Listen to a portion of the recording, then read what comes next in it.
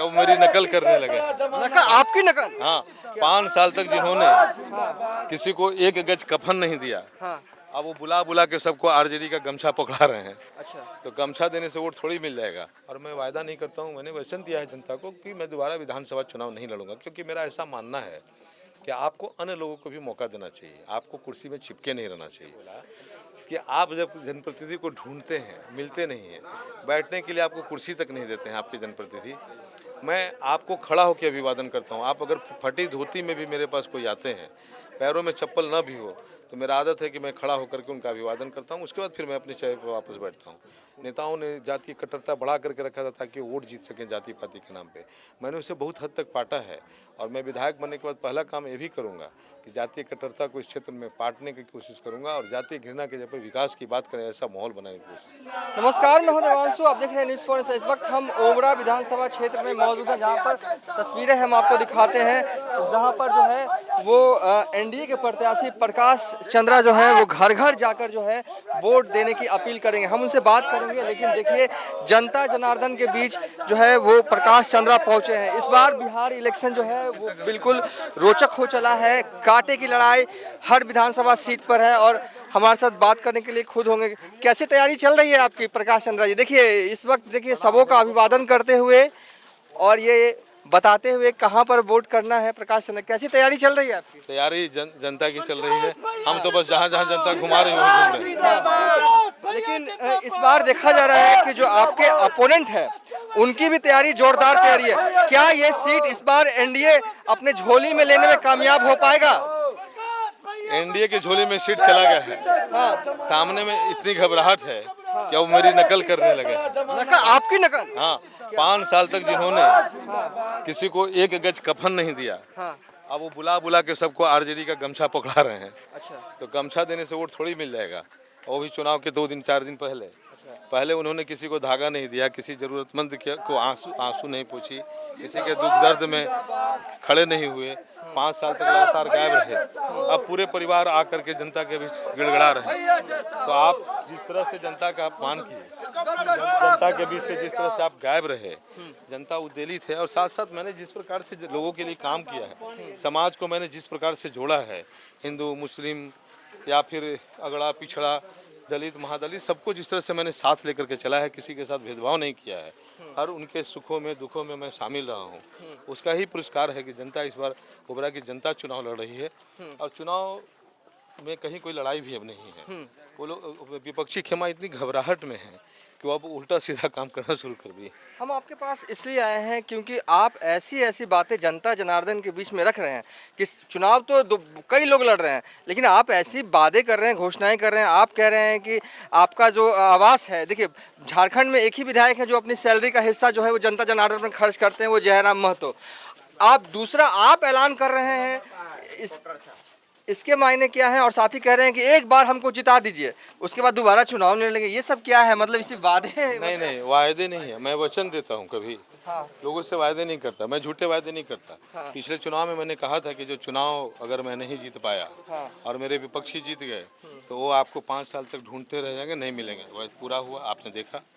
मैंने लोगों को कहा था, आप मुझे वोट दें मत दें, हम आपकी जनसेवा अपने संसाधनों से करते रहेंगे। मैंने आज हजारों परिवारों को, लगभग 4000 से ज़्यादा लोगों को, जो गरीब परिवार जिनका निधन हुआ, उन सभी लोगों के घर श्राद्ध का सामान पहुंचाया। जिनका घर बारिश में गिरा, उनका घर का पुनर्निर्माण कराया। जिन लोगों का घर आगलगी में जल गया, उनके घर राहत का सामान, तिरपाल से लेके बाल्टी, मग, कपड़ा, सारे यूटेंसिल्स और खाने पीने का सामान लेकर उनके बीच पहुंचा। और मैंने एक भी पल उनसे खुद की दूरी नहीं होने दी। 2600 यूनिट से ज़्यादा मैंने लोगों को ब्लड दिलवाया, हजारों लोगों को मैंने रक्त दिलवाया। पटना के पीएमसीएच में, आईजीआईएमएस में, एम्स में उनको सहायता दे करके व्यक्तिगत रूप से उन लोगों का इलाज कराया। बीएचयू, ट्रॉमा सेंटर, अपने पैसे से, निजी पैसे से मैंने अपना एम्बुलेंस चलाया, लोगों को निःशुल्क एम्बुलेंस की सुविधा मुहैया कराई। जिनका भी एक्सीडेंट हुआ, चाहे वो कितने ही बनारस के हों, दिल्ली के हों, उससे कोई लेना देना नहीं, उन सबों को न सिर्फ हॉस्पिटल पहुँचाया, इलाज कराया, बल्कि उन लोगों को अगर ज़रूरत हुआ तो अपने गाड़ी से उनके घर तक वापस भेजा। तो इस प्रकार से मैंने समाज की सेवा की, मैंने सामाजिक चरित्र को जिया है। और मैं वायदा नहीं करता हूँ, मैंने वचन दिया है जनता को कि मैं दोबारा विधानसभा चुनाव नहीं लड़ूंगा, क्योंकि मेरा ऐसा मानना है कि आपको अन्य लोगों को भी मौका देना चाहिए, आपको कुर्सी में चिपके नहीं रहना चाहिए। हमको लगता है कि लोगों को अब नए तरीके से सोचना चाहिए। और मुझे लगता है कि जो लोग मेरे पीछे चिल्ला रहे हैं प्रकाश भैया जिंदाबाद, तो ऐसे इन्हीं में से किसी कार्यकर्ता को, कोई गरीब कार्यकर्ता को, वो मुस्लिम भी हो सकते हैं, वो यादव भी हो सकते हैं, वो कुशवाहा भी हो सकते हैं, वो भूमिहार भी हो सकते हैं, वो राजपूत भी हो सकते हैं, वो वैश्य भी हो सकते हैं, कि लेकिन मेरे परिवार का नहीं होंगे, मेरे समाज का नहीं होंगे, ऐसा मेरा वादा है लोगों से।